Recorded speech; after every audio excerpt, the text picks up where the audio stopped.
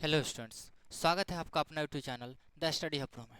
उम्मीद करते हैं कि आप स्वस्थ होंगे, मस्त होंगे और आपकी पढ़ाई भी अच्छे से चल रही होगी। पिछले लेक्चर में हम लोग इंट्रोडक्शन पार्ट को कवर किया था। आज लेक्चर नंबर 2 है जिसमें हम क्वेश्चन पार्ट को देखेंगे। चलिए वीडियो स्टार्ट करते हैं। सबसे पहले इन्फॉर्मेशन देना चाहेंगे कि अगर अभी तक आपने हमारा एप्लीकेशन इंस्टॉल नहीं किया तो भाई प्ले स्टोर पर द स्टडी हब प्रो के नाम से एप्लीकेशन है, वहाँ से इंस्टॉल कर लीजिए। और आपके क्लास 10th के लिए समर्पण बैच के नाम से बैच है जो कि मात्र अभी 99 रुपये में अवेलेबल है, समझे। चलिए अब क्वेश्चन की तरफ देख चलते हैं। आज का क्वेश्चन है आपका, कहा गया है कि भाई 3x माइनस 2y प्लस 1 बराबर 0 को संतुष्ट करते हुए रिक्त स्थानों को पूर्ति करें। क्या कहा गया है? एक समीकरण दिया गया, हमें कहा गया है इस समीकरण को संतुष्ट करते हुए रिक्त स्थानों को पूर्ति करें। समीकरण का मतलब क्या है? तो भाई बराबर के एक संख्या इधर हो, कुछ पार्ट इधर होंगे, कुछ पार्ट इधर होंगे, इसको हम समीकरण कहते हैं। संतुष्ट का मतलब क्या होता है? यानी कि समीकरण को संतुष्ट करने का मतलब बराबर के इस साइड वाला भाग बराबर के अगर उस साइड वाला भाग के बराबर हो जाता है तो हम कहते हैं कि समीकरण संतुष्ट हुआ, समझे। इसी आधार पे कहा गया कि भाई समीकरण को संतुष्ट करना है। और भरने के लिए क्या कहा गया था? देखिए यहाँ दो चर राशि है, एक आपका x है, एक y है। तो हमें एक x का मान दिया गया था और कहा गया था y का ऐसा कौन सा मान रखेंगे जो समीकरण संतुष्ट हो जाएगा। तो चलिए क्वेश्चन को देखते हैं। आपका क्या हो जाएगा? आपका 3x के बदले में 3 इंटू एक्स होता है, x के बदले में क्या आ जाएगा 1, उसके बाद माइनस 2 इंटू वाई प्लस 1 बराबर 0। समीकरण यही था जब x के वैल्यू रखे थे तब। यहाँ से देखिए इसको मल्टीप्लाई कराइएगा, ये आपका 3 1 जा 3 आएगा, या आपका -2 था, -2y था प्लस 1 बराबर आपका 0 का था। यहाँ से देखिए यह 3 1 4 आ जाएगा, यह आपका आ जाएगा 4 माइनस 2y बराबर 0 के। यहाँ से देखिए -2y है, इधर इधर माइनस में उधर जाएगा प्लस में हो जाएगा, यानी कि 4 बराबर हो जाएगा 2y के।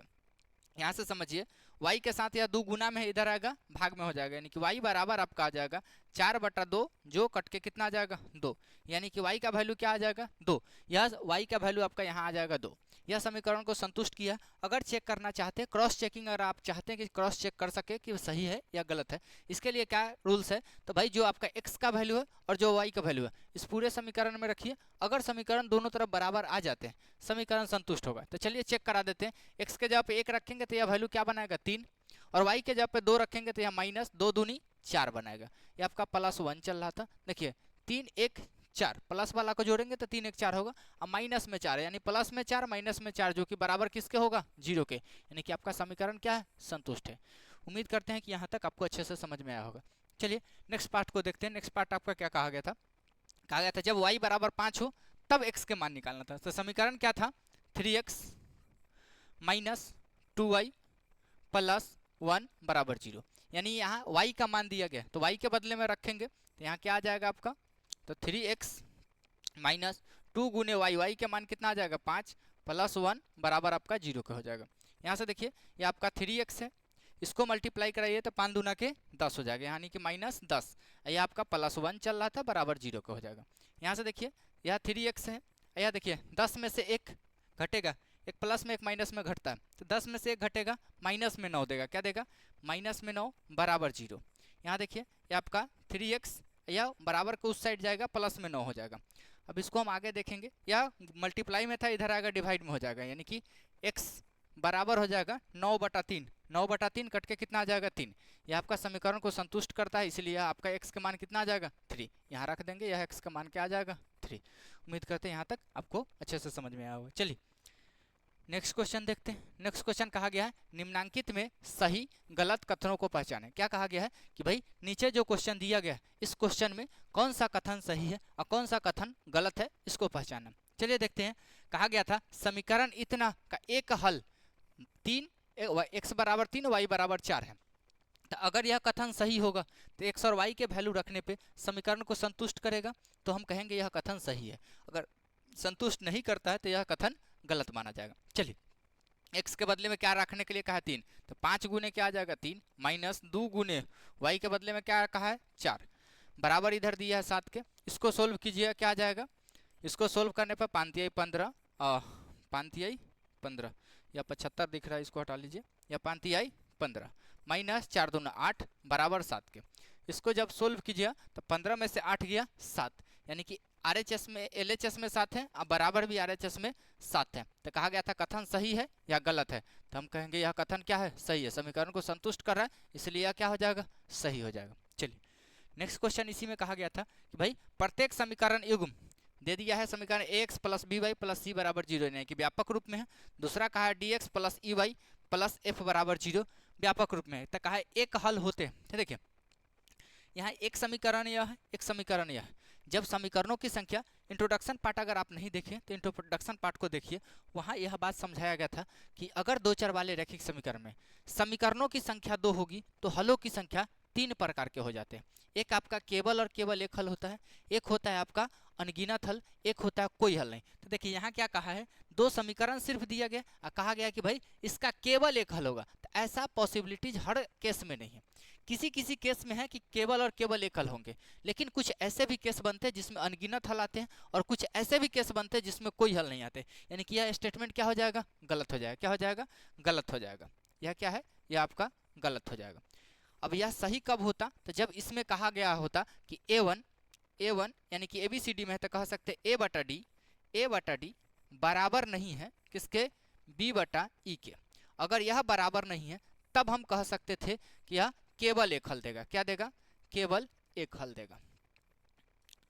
लेकिन ऐसा केस नहीं कहा है, यह केस हमको नहीं दिया गया था। इस कंडीशन में हम कह सकते हैं कि आपका यह स्टेटमेंट क्या है, गलत है। अगर यह स्टेटमेंट साथ में दिया होता तो यह पॉसिबिलिटी था कि यह केवल और केवल एक हल होंगे। उम्मीद करते हैं यहाँ तक आपको अच्छे से समझ में आ रहा होगा। चलिए नेक्स्ट क्वेश्चन आपका कहा गया है कि भाई अविरोधी समीकरण युग्म इतना और इतना के केवल एक हल होंगे। अविरोधी का मतलब क्या है, जो समीकरण का विरोध न करे वह अविरोधी होता है। अविरोधी केवल और केवल एक हल ही आते हैं।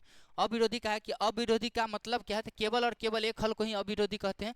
और केवल और केवल एक हल के स्थिति में यह आ जाएगा आपका A1 बटा A2 बराबर नहीं होगा B1 बटा B2 के।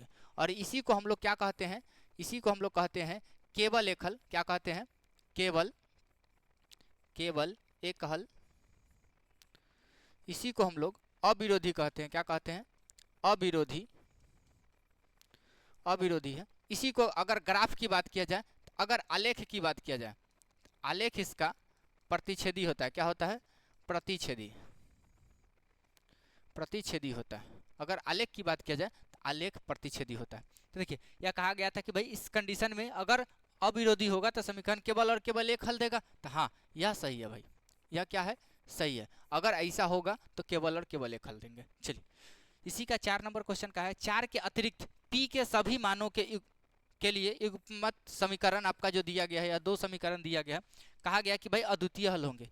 यानी कि 4 के अतिरिक्त p के सभी मानों के लिए, यानी 4 के अतिरिक्त कहने का मतलब क्या है, 4 को छोड़कर जितना भी मान हो सभी मान के लिए यह समीकरण कहा गया है कि भाई अद्वितीय हल होंगे। अद्वितीय भी इसी को कहते हैं, इसी को हम लोग अद्वितीय भी कहते हैं, केवल और केवल हल के, इसी को हम लोग अद्वितीय भी कहते हैं। अद्वितीय भी हम लोग इसी को कहते हैं। तो अद्वितीय का केस क्या है, तो A1 बटा A2 बराबर नहीं होगा B1 बटा B2 के।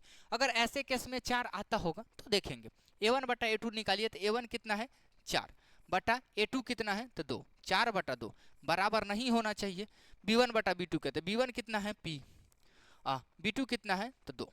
देखिए यहाँ के केस इसको सोल्व कीजिए तो यह 4 दूना 8 आ जाएगा, यह आ जाएगा 8 बराबर नहीं होगा 2p के। 2 को इधर लाइएगा यानी कि p बराबर नहीं होगा 2 गुना से इधर आएगा भाग में, 8 में जब 2 से भाग लगेगा तो यह 4 आ जाएगा। यानी कि भाई p बराबर नहीं होगा 4 के, तब जाके यह अद्वितीय के केस होगा। तो क्वेश्चन भी यही कह रहा था, 4 के अतिरिक्त p के सभी मान के लिए भाई समीकरण अद्वितीय होगा। यानी 4 के छोड़ के बाद बाकी कोई भी मान होगा तो भाई वह कहा गया कि भाई 4 के अतिरिक्त कोई भी, 4 के अतिरिक्त p के सभी मानों के लिए युगपत समीकरण अद्वितीय हल होगा। तो कहा है कि 4 को छोड़ के दूसरा कोई भी मान होगा तो अद्वितीय हल होगा। तो देखिए यहाँ 4 होगा तब अद्वितीय होगा, 4 के छोड़ के दूसरा कहा है कि भाई 4 के अगर छोड़ देंगे तो भाई यह दोनों बराबर नहीं होगा। यह अगर बराबर नहीं होता है तब यह अद्वितीय के केस में नहीं आएगा। नहीं, यह कथन क्या है, असत्य है। क्या है, असत्य है। यह आपका असत्य आ जाएगा। यानी कि यह कथन क्या है, असत्य है। क्यों, क्योंकि 4 ऐसा है, यदि यहाँ 4 होता तभी p के बदले में p 4 के बराबर नहीं होना चाहिए। p अगर 4 हो जाएगा, नहीं सॉरी यह सत्य है, सत्य है, क्योंकि p के बदले अद्वितीय का है ना, तो p अगर 4 हो जाएगा तो देखिए 4 आएगा तो 4 के अतिरिक्त सभी मान के लिए यानी 4 नहीं हो सकता, 4 होगा तो भाई यह दोनों बराबर हो जाएंगे। अगर दोनों बराबर होते तो स्थिति तीसरा बनेगा, लेकिन 4 के छोड़ के अगर कोई दूसरा मान होगा तो यह दोनों बराबर नहीं होंगे। तो कहा गया था यह सही है या गलत है, तो इस स्थिति में यह सत्य आ जाएगा। क्या आ जाएगा? सत्य आ जाएगा। क्योंकि देखिए यहाँ 4 जो है, यहाँ 4 रहेगा तो यह 2 से मर्तबे कटेगा, अभी 2 मर्तबे कटेगा, वह दोनों बराबर हो जाएगा। लेकिन 4 के अलावा दूसरा कोई भी है तो यहाँ बराबर नहीं होने देगा। अगर बराबर नहीं है तो अद्वितीय हल है। चलिए नेक्स्ट क्वेश्चन देखते हैं। नेक्स्ट क्वेश्चन कहा गया समीकरण युग्म दिया गया इतना, समीकरण युग्म हमारा दिया गया इतना, कहा गया है कि भाई दूसरा समीकरण इतना दिया है, कहा है हल x बराबर 1 दिया गया था, y बराबर 2 दिया गया था, तो कहा गया था a और b का मान ज्ञात करें। क्या कहा गया? x हल दे दिया, x y का मान दे दिया गया, कहा गया कि a और b का मान हमें निकाल के देना है। तो चलिए x के बदले में 1 रखेंगे। समीकरण क्या था? समीकरण आपका था 3x प्लस ay बराबर 1, ये आपका पहला समीकरण था। इसमें जब x का मान रखिएगा एक्स वाई का, तो समीकरण क्या आ जाएगा? 3 गुने x के बदले में क्या 1 प्लस a गुने y के बदले में कितना आ जाएगा 2 बराबर आपका 1 का चल रहा था। यहाँ से इसको निकालिएगा तो यह 3 गुने 3 आ जाएगा प्लस 2 गुने a 2a आ जाएगा बराबर आपका 1 का हो जाएगा। यहाँ से यह प्लस में उधर जाएगा माइनस में हो जाएगा, यानी कि क्या आ जाएगा? तो 2a बराबर यह उधर गया है, एक प्लस में एक माइनस में, घटेगा चिन्ह वाला का लगे, यानी कि -2 हो जाएगा। यह आपका सोल्व कीजिए तो a बराबर हो जाएगा आपका -1 के, क्योंकि 2 काट देगा किसको? उसको। तो एक a का मान पूछा था, जो a का मान आ रहा है। इसी में एक और समीकरण है आपका जहाँ से b निकलेगा।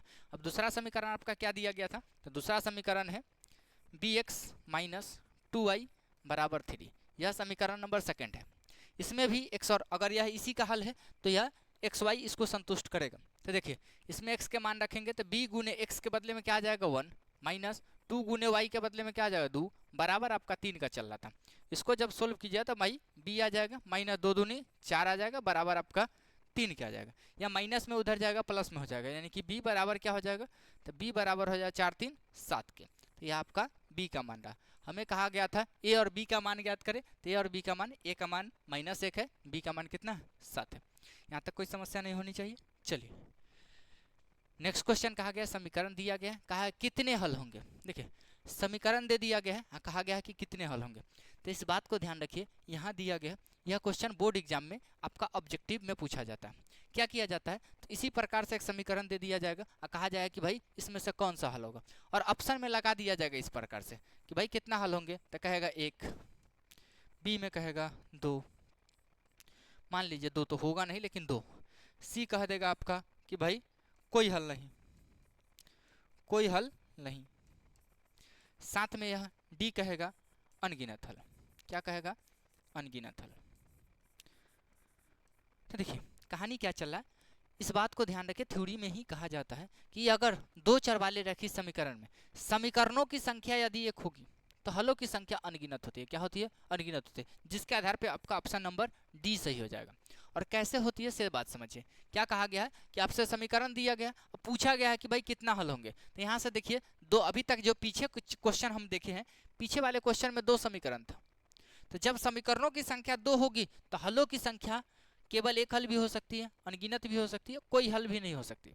लेकिन यदि समीकरण केवल और केवल 1 हो तो हलों की संख्या अनगिनत होगी। बिना सोचे समझे हम मारेंगे अनगिनत में। क्यों? तो देखिए x के वैल्यू हम अपना मन से कुछ रख सकते हैं। हम x के बदले में 1 रखे, 2 रखे, 3 रखे, 4 रखे, 5 रखे, 10 रखे, ढेरों सारा मान है हम रख सकते हैं। y अपने आप इसके x के बेसिस पे y का मान निकलते चला जाएगा। तो कितना हल निकलेगा? अनंत। हम x का मान कितना रख सकते हैं? अनंत। जब x के मान अनंत रखेंगे तो y का मान ऐसा संतुष्ट करते हुए ढेरों आएगा।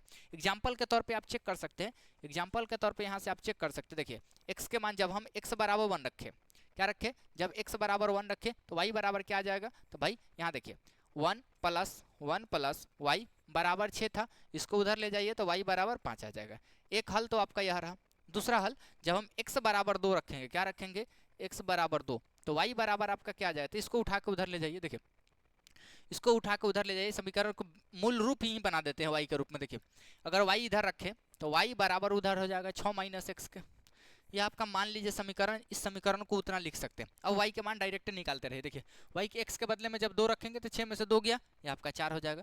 इसी प्रकार से ढेरों मान आप इधर x के बदले में रख सकते हैं और उधर ढेरों मान निकल के आते रहेंगे। हाँ, कुछ मान प्लस, कुछ मान माइनस में होंगे, कुछ मान हो सकता है बटा में होंगे, लेकिन यहाँ तो बटा नहीं आएगा। लेकिन किसी किसी स्थिति में ऐसा क्वेश्चन होता है जहाँ बटा भी आएगा, लेकिन x के मान हम ज़्यादा रख सकते हैं और y का मान उतना ही ज़्यादा देगा, यानी कि इस स्थिति में आपका अनगिनत हल में जाएगा। यह क्वेश्चन ऑब्जेक्टिव में पूछा जाता है बिहार बोर्ड में, इस बात को ध्यान रखिएगा। चलिए अगला क्वेश्चन कहा गया रिक्त स्थानों को भरे। रिक्त स्थान में क्या कहा गया है, कहा गया कि वह समीकरण युग्म जिसका एक और केवल एक हल होते हैं वह डैश समीकरण कहलाता है। क्या कहा गया है कि भाई वैसा समीकरण जिसका केवल और केवल एक हल होता है वह समीकरण क्या कहलाता है, तो वह समीकरण संगत कहलाता है। उसका अगर हल बात करें तो संगत, और वह अद्वितीय कहलाता है। क्या कहलाता है, अद्वितीय हल कहलाता है, संगत समीकरण कहलाता है। समीकरण कैसा होगा, तो संगत हो जाएगा। उसके बाद अगर यह है तो आपका यह कह सकते हैं हल कैसा हो जाता है, संगत हो जाता है। बहुत सारा नाम है इसको, ऐसे संगत कहते हैं, जिसका हल निकलना संभव हो उसको संगत कहते हैं। इसको हम कहते हैं अद्वितीय भी कह सकते हैं, विरोधी कह सकते हैं। समीकरण कैसा है, विरोधी है, इसको हम विरोधी भी कह सकते हैं। क्या है, विरोधी है, यह विरोधी समीकरण कहलाएगा। चलिए इसके बाद उसका अद्वितीय भी नाम है। तो देखिए कहा क्या है कि अब अगला क्वेश्चन देखते हैं। अगला क्या है, वह समीकरण जिसका कोई हल न हो, जो समीकरण का कोई हल न हो वह समीकरण क्या कहलाता है, तो यह विरोधी कहलाता है। क्या कहलाता है, विरोधी, क्योंकि यह कोई हल नहीं निकल के दे रहा है, इसका मतलब समीकरण का विरोध कर रहा है। तो यह क्या कहलाएगा, विरोधी कहलाएगा। क्या हो जाएगा, ये विरोधी कहलाएगा। यह क्या हो जाएगा, विरोधी। चलिए आगे देखते हैं। आगे क्वेश्चन क्या कहा गया, कहा गया युगपत समीकरण इतना और इतना के लिए कितने हल होंगे। ये दो को समीकरण दिया गया, अब पूछा है कितना। तो देखिए एक समीकरण है तो अनगिनत हल है, लेकिन दो समीकरण है तो भाई 3 प्रकार के हल हो सकते हैं। हम केस चेक करेंगे कि किस केस पे बैठता है, समझे। यहाँ देखिए a1 बटा a2 लेंगे, a1 कितना है 2 बटा a2 कितना है 4, बराबर के केस स्थिति लेंगे, यह आपका 3 बटा आ जाएगा 6। इधर बराबर लेंगे, क्या है 8 बटा 7। अब चेक कीजिए, इसको काटिए तो 2 दूनी 4, इसको काटिए तो 3 दूनी 6। यानी कि कहानी क्या चल रहा है, मोटा मोटा बात समझिए कहानी क्या चल रहा है। तो यह आपका 1/2 है। क्या है, 1/2 है। इधर बराबर के केस में लीजिए, यह आपका क्या था 1/2 था। क्या था, 1/2। और इसको देखिए 8/7 कटा नहीं, तो यह आपका 8/7 नहीं कटा। तो इस बात को समझिए क्या है, यह दोनों मान तो बराबर, लेकिन यह मान बराबर नहीं है, यह बराबर नहीं है। तो कहेंगे कि भाई a1 बटा a2 बराबर है किसके, b1 बटा b2 के, लेकिन बराबर नहीं है किसके, c1 बटा c2 के। अगर ऐसा स्थिति हो कि a1 बटा a2 बराबर हो b1 बटा b2 के, लेकिन बराबर नहीं हो किसके, c1 बटा c2 के, तो इसको कहते हैं कोई हल नहीं। क्या है, कोई हल नहीं, कोई हल नहीं। कहानी समझिए, अगर क्या है, अगर a1 बटा a2 बराबर नहीं है b1 बटा b2 के, तो कहते हैं केवल और केवल एक हल, इसको अद्वितीय हल भी कहते हैं, समझे। लेकिन जब a1 बटा a2 बराबर हो गया, तब हमको c1 बटा c2 को भी देखना पड़ेगा। यानी a1 बटा a2 बराबर हो गया b1 बटा b2 के, तब हमें c1 बटा c2 भी देखना पड़ेगा। अगर c1 बटा c2 के भी बराबर हो गया, इसका मतलब तीनों समीकरण बराबर है। जब तीनों बराबर है तो अनगिनत हल होंगे। अब बात करते हैं, अगर a1 बटा a2 बराबर है b1 बटा b2 के, लेकिन बराबर नहीं है c1 बटा c2 के, तो इस स्थिति में कोई हल नहीं होता है। क्या होता है, कोई हल नहीं। तो उम्मीद है यहाँ तक कोई समस्या नहीं होगी। वीडियो अच्छा लग रहा हो तो वीडियो को लाइक कर दे, चैनल पे नए हैं तो चैनल को जरूर सब्सक्राइब कर ले। चलिए आगे देखिए, कहा है युगपत समीकरण दिया गया है, कहा गया कि कितने हल होंगे। समीकरण दे दिया गया, पूछा गया कितना हल है। तो देखिए इसका उठाएंगे, एक x के पहले कोई गुणांक नहीं है तो 1 है, a1 हमारा 1 है, a2 कितना है तो 2 है, a1 बटा a2 बराबर की स्थिति लेंगे। जब बराबर आगे होगा तो ठीक है, नहीं होगा तो क्रॉस लगाएंगे भाई। ये कितना है तो 2, इधर b2 कितना है तो 4 है, इधर बराबर में c1 देखेंगे, c1 कितना है भाई -8 है, c2 कितना है, तो यह देखिए c2 पूर्वक बनाने के काम पूरा क्वेश्चन से लेकर बोर्ड तक करता है। क्या किया, इसमें 8 को इधर रखा, यानी c1 आपका जो अचर मान है वह आपका बराबर के इस साइड था, और इसको रख दिया बराबर के उस साइड, ताकि बच्चा को समझ में क्या है कि भाई यह माइनस में या प्लस में खटखट लगा ले। यही फंसाने का काम करता है। देखिए इसको भी जब तक हम इधर नहीं लाएंगे तब तक ले कैलकुलेशन नहीं लगाएंगे। अगर यह मान इधर आता तो माइनस में हो जाता है, यानी कि यहाँ 16 क्या किस चीज़ में उठेगा, माइनस में 16 उठेगा। नहीं तो प्लस में उठाना, तो इसको भी आप उधर लाइए, क्योंकि एक इधर है तो इसको भी उधर लाइए, चिन्ह ठीक ठाक रहेगा। तो इधर आता तो यह भी प्लस में होता, तो दोनों प्लस में, माइनस माइनस ऐसे भी कट के क्या हो जाएंगे, प्लस हो जाएंगे। यहाँ तक कोई दिक्कत नहीं है। चलिए अब देखिए यह 1/2 है, कटेगा नहीं। इसको अगर काटते हैं तो यह भी 2 मरतबे कटेगा, इसको भी काटिएगा तो 2 मरतबे कटेगा। यानी मोटा मोटा बात का आया तो भाई A1 1/2 बराबर है 1/2 के, साथ में बराबर है 1/2 के। यानी कि यह बात क्या आया, A1/A2 बराबर है B1/B2 के, साथ में बराबर है C1/C2 के। तो यह आपका क्या हो जाएगा, अनगिनत हल हो जाएगा। क्या हो जाएगा, अनगिनत हल। क्या हो जाएगा, अनगिनत हल। यह आपका क्या हो जाएगा, अनगिनत हल हो जाएगा। यहाँ तक कोई समस्या नहीं होनी चाहिए। चलिए नेक्स्ट क्वेश्चन देखते हैं। नेक्स्ट क्वेश्चन क्या कहा गया, समीकरण निकाय दिया गया है, कहा है कितने हल होंगे। फिर से वही क्वेश्चन है, समीकरण दिया गया है कितना हल होंगे। तो समीकरण कितना कितना है, तो भाई आपका एक A1 कितना है 2, A2 कितना है 6, तो 2/6 बराबर अगर चेक करें तो यह आपका 3/5 के हो जाएगा। क्या के, 3/5 के। और यहाँ से देखिए यह दोनों बराबर नहीं दिख रहा है, तो हम स्थिति में यहाँ क्रॉस लगाएंगे। काहे, A1/A2 इसको काटेंगे तो भाई 2 से 6 3 मरतबे कटेगा। यानी हमें दिख रहा है क्या है कि 3 मरतबे कटेगा, सॉरी यह 3 मरतबे, यानी यह क्या हो जाएगा 1/3 है। यह बराबर नहीं है किसके, 3/5 के। यानी कि A1/A2 बराबर नहीं है B1/B2 के। इस स्थिति में क्या होता है, तो केवल और केवल एक हल होता है। क्या होता है, केवल और केवल एक हल। इसको हम कहेंगे क्या है, केवल एक हल। क्या है, केवल एक हल होंगे।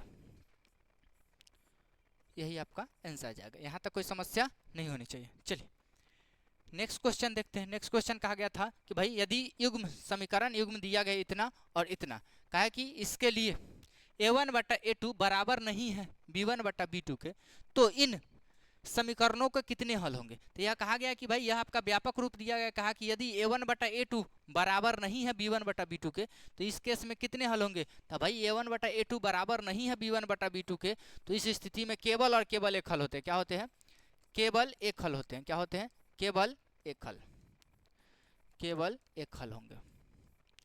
चलिए नेक्स्ट क्वेश्चन देखिए।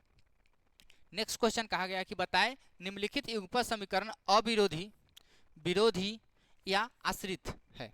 कहा गया कि नीचे जो समीकरण दिया गया है यह आपका विरोधी है, अविरोधी है या आश्रित है। हमें इसकी जानकारी देनी है कि यह किस कंडीशन में आएगा। तो यहाँ से चेक कीजिए क्या है कि भाई एक समीकरण यह है, एक समीकरण यह, यहाँ A1/A2 लगाएंगे तो यह आपका 5/6 आएगा। A1 कितना है 5 बटा कितना है 6, 5/6 बराबर के केस लगाइए। -3 B1 -3 है, यह कितना है बटा में -10 है। इसको देखिए तो यह कट जाएगा माइनस से माइनस। 5/6 बराबर नहीं दिख रहा है 3/10 के, यानी हम कहेंगे कि भाई A1/A2 बराबर नहीं है किसके, B1/B2 के। तो यह आपका केवल और केवल एक हल होता है। केवल और केवल एक हल को हम लोग अविरोधी कहते हैं। क्या कहते हैं, अविरोधी। तो यह क्या आ जाएगा, अविरोधी आ जाएगा। क्या आ जाएगा, अविरोधी आ जाएगा। यह आपका अविरोधी आएगा।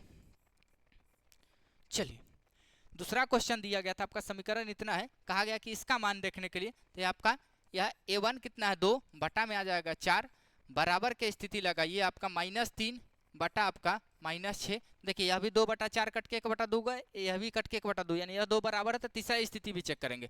तीसरा स्थिति आपका क्या है 8/9। देखिए यह 8/9 नहीं कटेगा, नहीं यह बराबर नहीं होगा। तो यहाँ काट लीजिए आपका 2 से 4 2 मरतबे, माइनस से माइनस कटा, 3 से 6 2 मरतबे कटा, यानी कि यहाँ 1/2 बराबर है 1/2 के, लेकिन बराबर नहीं है 8/9 के। यानी कि A1/A2 बराबर है B1/B2 के, लेकिन बराबर नहीं है C1/C2 के। यानी कि यहाँ कोई हल नहीं होगा। क्या होगा, कोई हल नहीं। अब कोई हल नहीं को हम लोग क्या कहते हैं, विरोधी कहते हैं। क्या कहते हैं, विरोधी। तो यह आपका क्या हो जाएगा, विरोधी हो जाएगा। क्या हो जाएगा, विरोधी हो जाएगा। एक और समीकरण था आपका 3 नंबर, कहा गया था यह आपका 3/2 है। यह A1 कितना है, तो 3/2 है। 3/2 B1 कितना है, तो बटा में 9 है, तो 9 बटा में 1 दे सकते हैं, क्योंकि यह बटा में तो इसको भी बटा में लेंगे। बराबर की स्थिति लेंगे, यह आपका 5/3 था B2, B1 5/3 था, B2 कितना था, -10 था। यानी कि हम इसको कहेंगे -10/1। यहाँ से देखिए इसका स्थिति अगर तीसरा को उठाएं तो 7/4 है। क्या है, 7/14 है। यहाँ से देखिए इसको इधर सोल्व कर देते हैं, आसान हो जाएगा। देखिए यह कटेगा तो आपका 3/2 है, 3/2 है, घूम के जाएगा यह नीचे से ऊपर, तो 1/9 हो जाएगा। क्या हो जाएगा, 1/9 बराबर का स्थिति ले आ जाएगा, तो 5/3 और नीचे वाला यह घूम के जाएगा तो 1/-10, 1/-10 इधर लिया जाएगा तो यह आपका 7/14 है। क्या है, 7/14। यह कट जाएगा 2 मरतबे, यह कटेगा 2 मरतबे, यह कटेगा 3 मरतबे। यानी कि यहाँ वैल्यू कितना दिया, तो 1/6 दिया। इधर देखिए आपका 1/-6 दिया, और यहाँ देखिए 1 बटा आपका कट के 1/2 है, तो यहाँ से देखिए यह दोनों बराबर नहीं है, यह 1/6 है, यह 1/-6 है, यानी कि A1/A2 बराबर नहीं है। तो भाई हम तीसरा स्थिति को नहीं देखते हैं, तब उस स्थिति में हम तीसरा स्थिति को नहीं ऑब्जर्व करते हैं। क्या करते हैं, तीसरा स्थिति को ऑब्जर्व नहीं करेंगे, यानी A1/A2 बराबर नहीं है B1/B2 के, तो केवल और केवल एक हल होता है, यानी कि आपका अविरोधी हो जाएगा। क्या हो जाएगा, अविरोधी। यह क्या होगा, अविरोधी, यह आपका अविरोधी आ जाएगा। यहाँ तक कोई समस्या नहीं है। चलिए नेक्स्ट क्वेश्चन आपका है, नेक्स्ट क्वेश्चन कहा गया है, हाँ वही स्लाइड है। चलिए नेक्स्ट क्वेश्चन कहा गया है कि भाई समीकरण दिया गया है, कहा गया है कि भाई इतना के हल करने पर किसी विद्यार्थी का x बराबर 6 और y बराबर कहा गया 1 आया, तो क्या उसका उत्तर सही था, सकारण लिखे, यानी कारण सहित लिखे। देखिए समीकरण दिया गया था, कोई विद्यार्थी का है x के बराबर 6 रखे, y के बराबर 1 रखे, तो भाई यह सही है। अगर सही होगा तो समीकरण संतुष्ट करेगा, अगर सही नहीं होगा तो समीकरण संतुष्ट नहीं करेगा। हम चेक करेंगे, अगर समीकरण संतुष्ट हुआ तो बच्चा का उत्तर सही था, अगर संतुष्ट नहीं किया तो भाई उत्तर बच्चा का गलत था। चलिए x के बदले में समीकरण है, समीकरण आपका क्या है, तो भाई समीकरण फर्स्ट क्या था, तो भाई x + 2y बराबर 8 था, समीकरण नंबर फर्स्ट था। इसको देखेंगे, इसको x के बदले में रखिए, x के बदले में कहा गया था 6, 6 प्लस y के बदले में क्या था 1, तो 2 × 1 आ जाएगा बराबर आपका 8 के। इसको चेक कीजिए तो 6 प्लस आपका 2 आ जाएगा बराबर 8 के, यानी कि आपका इधर 8 बराबर 8 के। यह समीकरण तो संतुष्ट है भाई, यह समीकरण संतुष्ट है।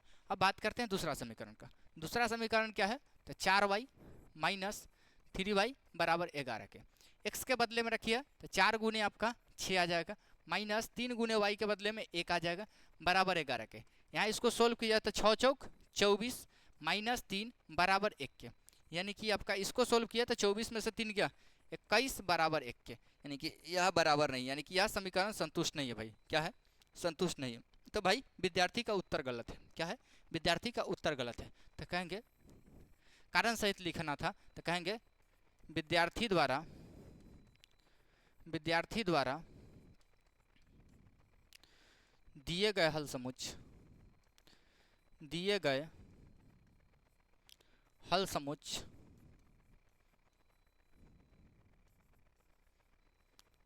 गलत है, क्योंकि समीकरण 1 को संतुष्ट कर रहा है, लेकिन समीकरण 2 को संतुष्ट नहीं कर रहा है।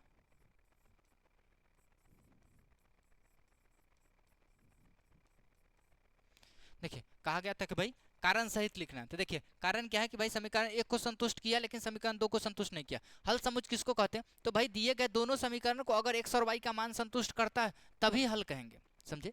अगर x y को एक ही समीकरण को संतुष्ट करता है, फर्स्ट को करे सेकंड को नहीं, अगर सेकंड को करे फर्स्ट को नहीं करे, तो इस स्थिति में हल नहीं निकलेगा, समझे। तो आपका यहाँ हल दिया गया हल क्या है, गलत है। चलिए नेक्स्ट क्वेश्चन की तरफ चलते हैं। नेक्स्ट क्वेश्चन कहा गया था, एक विद्यार्थी ने परीक्षा में शामिल हुआ, कहा कि परीक्षा में समीकरण इतना और इतना का हल x2 और y बराबर 1 निकाला। कहा गया कि क्या इसका उत्तर सही था, इसको भी कारण सहित लिखना है। तो देखिए फिर वही काम करेंगे। आपका समीकरण क्या था, समीकरण 1 था x प्लस, समीकरण 1 आपका क्या था, x + y बराबर 3 का था। यह आपका फर्स्ट समीकरण था। x के बदले में मान रखिए 2 प्लस y के बदले में क्या आ जाएगा, y के बदले में 1 है बराबर आपका 3 का था। इधर इसको सोल्व कीजिएगा तो भाई इधर RHS में LHS में 3 है, RHS में 3 है, यह समीकरण को संतुष्ट किया।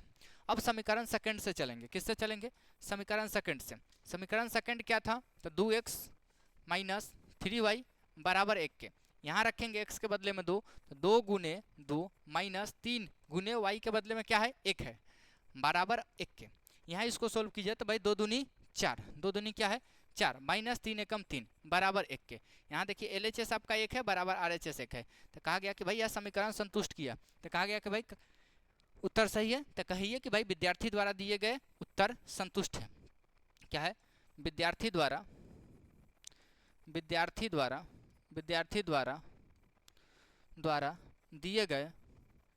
दिए गए हल समुच्चय सत्य है।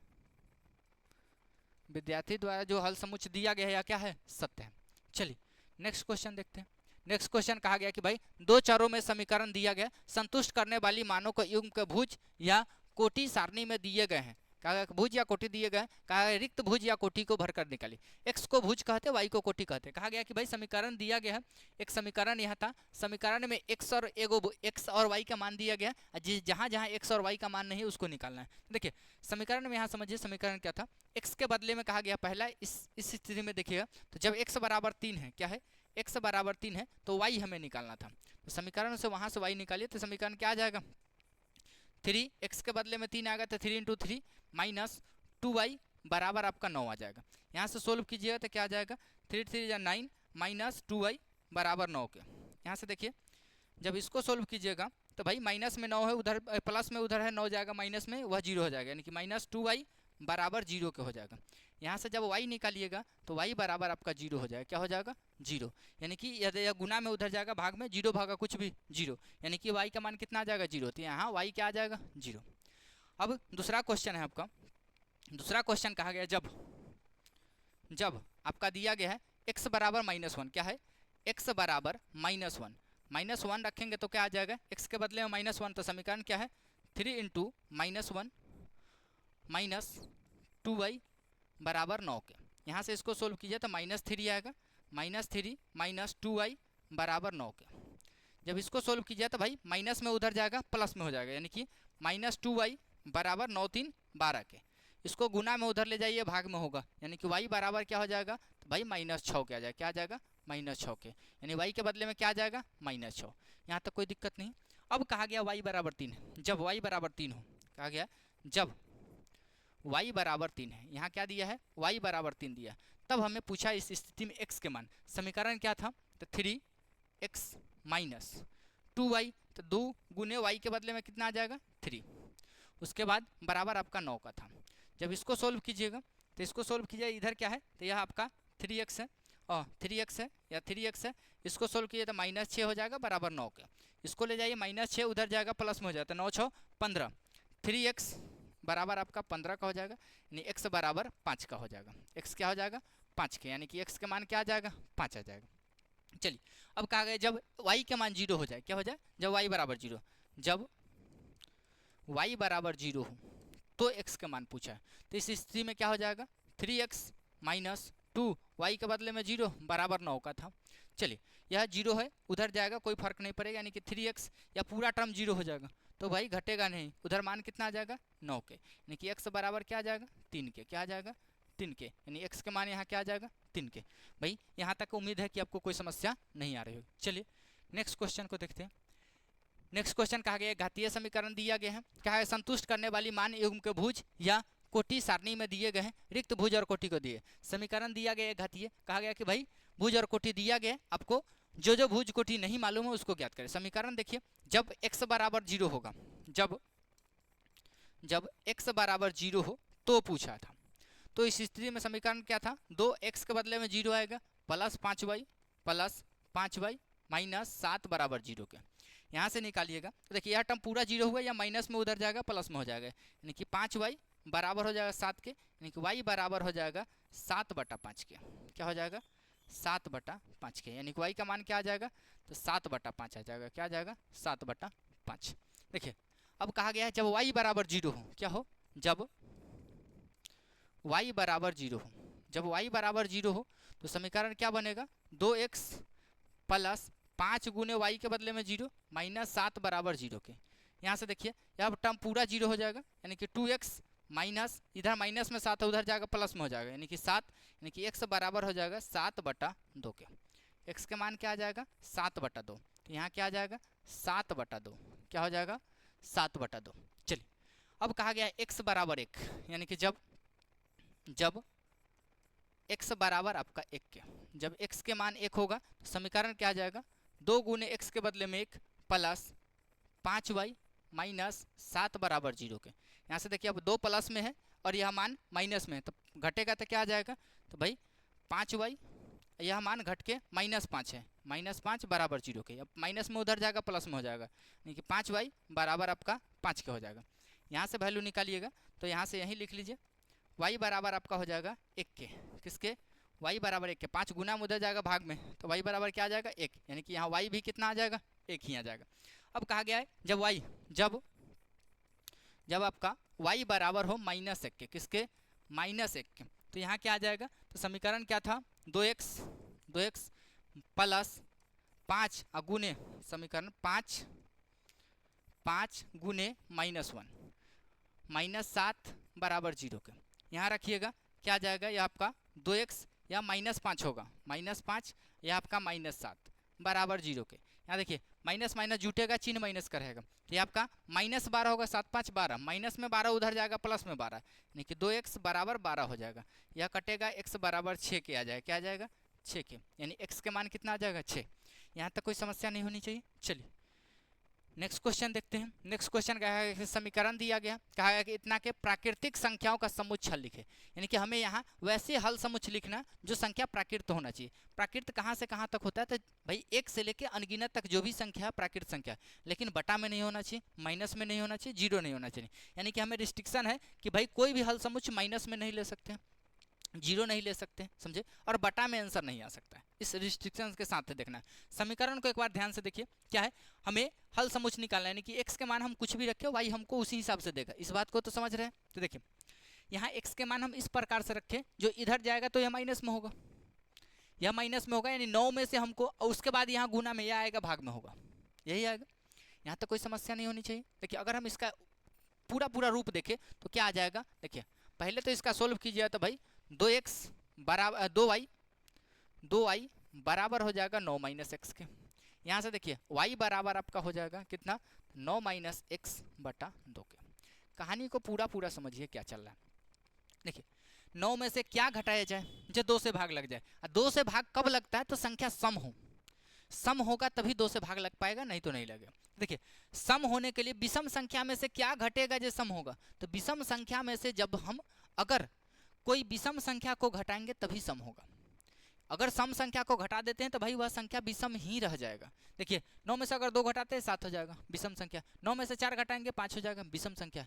तो भाई विषम में से अगर सम संख्या को घटाएंगे तो मान विषम रहता है, अगर सम करना है तो 2 हमें विषम संख्या को घटाना पड़ेगा। तो क्या करेंगे, जब लिखेंगे, जब x बराबर 1 लेंगे, क्या लेंगे 1, जैसे ही 1 लेंगे तो y बराबर क्या हो जाएगा, तो 9 - 1, इसको समीकरण कह दीजिए, ये आपका समीकरण है, इसको रखिए तो क्या आ जाएगा, तो भाई 9 में से 1 गया तो कितना 8 बटा 2, यानी कि यह 8 बटा 2 आएगा, और कट के क्या आ जाएगा 4, यानी कि भाई y के मान क्या है 4। तो हल समुच्चय की बात किया जाए तो हल समुच्चय इसका क्या आ जाएगा, इस स्थिति में आपका हल समुच्चय की बात किया जाए तो आपका x के मान 1 है और y का मान क्या है 4, तो 1,4 एक हल समुच्चय होगा, क्या होगा, एक हल समुच्चय होगा। दूसरा भी है, इसमें जितना भी पूर्णांक का प्राकृत संख्या का निकलेगा सब निकालना है, तो एक x के बदले में 1 रखें, जब x के बदले में हम 2 तो रख नहीं सकते, क्योंकि देखिए 2 रखेंगे विषम होगा, विषम 2 से भाग लगेगा नहीं, तो भाई बटा में संख्या नहीं ले सकते हैं, तो हम यहाँ क्या रखेंगे, 1 रखें, अब 3 को रखेंगे, तो जब x बराबर क्या आ जाएगा 3, जब x बराबर 3 रखेंगे तो समीकरण यही है, y बराबर क्या हो जाएगा, तो भाई 9 - 3 बटा आपका 2 आ जाएगा, यानी कि y बराबर क्या होगा, तो 9 में से 3 गया 6, 6 को 2 से भाग देंगे 3 आ जाएगा, क्या आ जाएगा 3, तो आपका y यह है। यानी कि हल समुच्चय की बात किया जाए तो x का मान पहले लिखा था, y का मान बाद में लिखा था, यानी कि x 3,3 आ जाएगा, एक हल समुच्चय यह होगा। दूसरा बात करते हैं, 3 के बाद हम यहाँ 5 रखें, तो 5 रखेंगे तो क्या आ जाएगा, यहाँ से 5 रखिए तो क्या आ जाएगा, तो 5 रखिएगा तो x के बदले में, जब x बराबर आप 5 रखिएगा तो x के बदले में 5 रखने में क्या बनेगा, तो y बराबर हो जाएगा आपका 9 - 5 बटा में 2, यानी कि y बराबर हो जाएगा 9 में से 5 गया 4 को 2 से काटिए, 2 मरतबे लग गया, तो भाई 2 मरतबे यहाँ जाएगा, क्या आ जाएगा 2, यानी कि यहाँ हल समुच्चय क्या आया, तो 5,2 आया। अब समझिए, अब इसके बाद हम क्या रख सकते हैं, तो भाई 5 तक रखें, अब 7 रख सकते हैं, तो देखिए यहाँ 7 रखिए, तो भाई 9 में से 7 गया 2 बटा 2 कट के 1 रख सकते हैं, यानी कि भाई हम यहाँ से x बराबर 7 भी रख सकते हैं। x बराबर जब 7 जाएगा तो x के बदले में 7 जाएगा, यानी कि y बराबर हो जाएगा कितना, तो 9 - 7 बटा में 2, यानी कि y बराबर हो जाएगा 9 में से 7 गया 2 से 2 कटा 1, यानी कि y का मान कितना आ जाएगा 1, यानी कि हल समुच्चय की बात किया जाए तो 7,1 है। अब इसके बाद 7,1 है, अब इसके बाद एक और बात समझिएगा कि भाई अब इसके बाद 9 रख सकते हैं, तो देखिए 9 जैसे ही रखेंगे तो भाई y का मान 0 आ जाएगा। क्या आ जाएगा? y का मान 0 होगा, क्योंकि देखिए 9 में से 9 गया 0 हो जाएगा। 0 बटा कुछ भी 0 होगा, तो हम 0 नहीं ले सकते क्योंकि प्राकृतिक संख्या का समुच्चय 0 नहीं आएगा, माइनस नहीं आ सकता, यानी अब यहाँ से मान नहीं रख सकते कि जब 9 पे 0 आएगा तो 9 से ज़्यादा रखेंगे तो मान माइनस में जाएगा, तो माइनस वाले मान नहीं ले सकते। तो हल समुच्चय आपका कौन कौन हो जाएगा? तो 1,4 हो जाएगा, 3,3 हो जाएगा, 5,2 हो जाएगा, आपका 1,7,1 हो जाएगा। यहाँ तक कोई समस्या नहीं होनी चाहिए। चलिए नेक्स्ट क्वेश्चन की तरफ चलते हैं। नेक्स्ट क्वेश्चन आपका समीकरण दिया गया था, कहा गया था प्राकृतिक संख्या का समुच्चय लिखे। फिर से वही क्वेश्चन है, प्राकृतिक संख्या का ही समुच्चय लिखना है। तो हम यहाँ इस बार y फ्री है तो y के रूप में समीकरण निकालते हैं। देखिए y के मान रखेंगे, इधर क्या आ जाएगा? तो y बराबर आपका अगर निकाले तो y बराबर क्या आएगा? तो y बराबर आपका 11 माइनस 3x आएगा। यह आपका समीकरण रहा। देखिए अब क्या है, हम यहाँ x के मान रखेंगे, y निकाल के देगा। देखिए हमें प्राकृतिक संख्या रखना है तो y x के बदले में हम 1 2 3 4 कुछ भी रख सकते हैं, लेकिन ध्यान रखना है कि हमें प्राकृतिक संख्या ही आए। देखिए x के बदले में 1 रखेंगे, 9 में से 11 में से 3 जाएगा आएगा, यानी हम x के बदले में 1 रख सकते हैं। तो जब x बराबर 1 होगा, क्या होगा? जब x बराबर 1 होगा तो y बराबर क्या आ जाएगा? तो देखिए यहाँ 3 बनेगा, 11 में से 3 तो क्या आ जाएगा? 11 माइनस 3। 11 में से अगर 3 घटाइए तो y बराबर 11 में से 3 गया 8 3 11, या 8 आ जाएगा। हल समुच्चय की जो बात चल रही थी, हल समुच्चय में x, y लिखा था, x का मान 1, 8, 1,8 1, यह आंसर आएगा। दूसरा का आंसर आएगा जब x के मान 2 रखेंगे, जब x बराबर 2 आ जाएगा। x के मान जब 2 रखेंगे तो क्या आ जाएगा? देखिए y बराबर आपका होगा 11 माइनस 3 दूनी 2, यानी 3 गुने 2 आ जाएगा, यानी कि y बराबर हो जाएगा 11 में से 6, 11 माइनस 6, यानी कि y बराबर 11 में से 6 गया 5, या क्या आ जाएगा? 5, यानी कि आपका y का मान 5 है, इसीलिए हल समुच्चय क्या आ जाएगा? 2,5 आ जाएगा। क्या आ जाएगा? 2,5। और मान संभव है क्या? तो और मान चेक कर लीजिए, और x के बदले में जब 3 रखिएगा, x के बदले में 3 रखिएगा तो क्या आ जाएगा? x के बदले में 3 रखिए तो y बराबर क्या हो जाएगा? तो y बराबर अगर चेक किया जाए तो 11 माइनस 3 गुने x के बदले में 3, यही है। चलिए यहाँ रखिएगा, y बराबर हो जाएगा 11 में से 3 थी 9, 11 माइनस 9 हो जाएगा, 11 माइनस 9, यानी कि y बराबर 11 में से 9 गया 2, या क्या आ जाएगा? 2 आ जाएगा। यानी हल समुच्चय की बात करें तो हल समुच्चय कितना है? x के मान 3 है, y का मान 2 है, तो हल समुच्चय क्या आ जाएगा? 3,2। अब और स्थिति क्या बन सकती है चेक कीजिए। 3 तक चल गए हैं, 4 तक जाना है। 4 को चेक कीजिए, जब वहाँ 4 रखिए तो 4 3 12, 11 में से 12 गया, मान माइनस में जाएगा, यानी कि अब हम और हल समुच्चय नहीं रख सकते। तो हमारा हल समुच्चय कौन कौन हो जाएगा? तो 1,8 हो जाएगा, दूसरा 2,5 हो जाएगा, तीसरा 3,2 आ जाएगा। यहाँ तक कोई समस्या नहीं होनी चाहिए। उम्मीद करते हैं कि यहाँ तक आपको अच्छे से समझ में आया होगा। बस आज के लिए ही इतना ही था, समझे। अगर इस पूरे लेक्चर का पैनल PDF चाहिए तो एप्लीकेशन पे अवेलेबल है। इसके लिए आपको क्या करना होगा? तो प्ले स्टोर से आपको एप्लीकेशन इंस्टॉल करना होगा। द स्टडी हब प्रो के नाम से एप्लीकेशन है, वहाँ से इंस्टॉल कर लीजिए और वहाँ से इनरोल कीजिए। इनरोल करने में अगर कोई समस्या आती है तो यहाँ कॉन्टैक्ट डिटेल्स है, यहाँ से कॉन्टैक्ट कर सकते हैं, समझे। आपकी पूरी सहायता की जाएगी, समझे। बस आज के लिए इतना ही, फिर मिलेंगे नेक्स्ट वीडियो के साथ। वीडियो देखने के लिए धन्यवाद।